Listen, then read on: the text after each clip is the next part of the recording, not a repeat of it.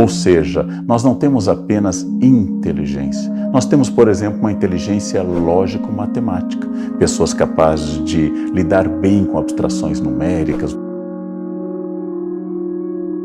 Para definir inteligência, eu já dei uma pista no começo. Muitas pessoas confundem memória com inteligência. Acham que saber muitos nomes, muitas datas, muitas citações ou muitas palavras é algo típico de alguém muito inteligente. Na verdade, é quase o contrário. Uma memória perfeita, às vezes, acontece em pessoas com dificuldade de abstração ou dificuldade de relação, dificuldade de criação. A simples repetição de algo é o que o computador faz. O computador tem o dado, eu peço, o computador devolve. Esta simples evocação de um dado, ela não é o dado central da inteligência. Inteligência implica criar, não apenas repetir. Antes nós imaginávamos que havia apenas inteligência. Alguém era inteligente. Isso significaria uma capacidade universal de ser inteligente. Na década de 1980, nos Estados Unidos, um estudo em Harvard demonstrou pela primeira vez os tipos de inteligência.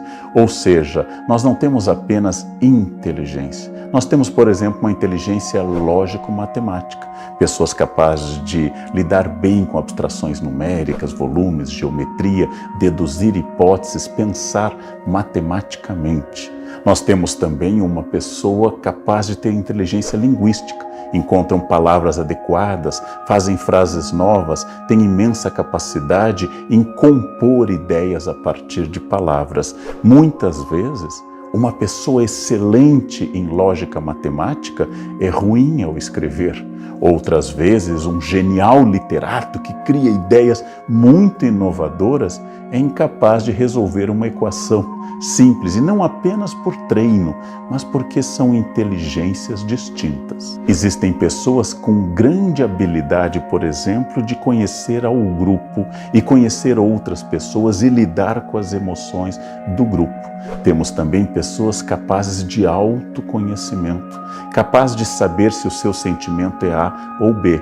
Falamos então de duas inteligências, interpessoal e intrapessoal. Sua capacidade de perceber outras pessoas, seus sentimentos, as oscilações e a capacidade de perceber a si. Nós sabemos que há pessoas geniais de um ponto de vista técnico formal, na elaboração de teorias científicas, mas com uma dificuldade imensa de convívio em grupo.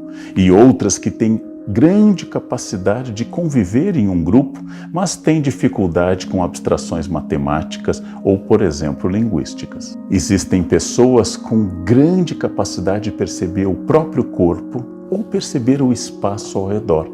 Chamamos a estas inteligências de corporal e espacial. São inteligências que podem vir acompanhadas de outras. Quando eu tenho uma inteligência corporal, não quer dizer que eu não tenha, por exemplo, nenhuma inteligência intrapessoal, mas o ponto forte da pessoa passa a ser a percepção corporal ou a percepção espacial. Vamos imaginar que você, ao ouvir uma melodia, já passe a identificar notas, ou tenha imensa capacidade de compor, ou tenha uma inclinação natural aos sons e aos ritmos. Trata-se, evidentemente, de uma inteligência musical.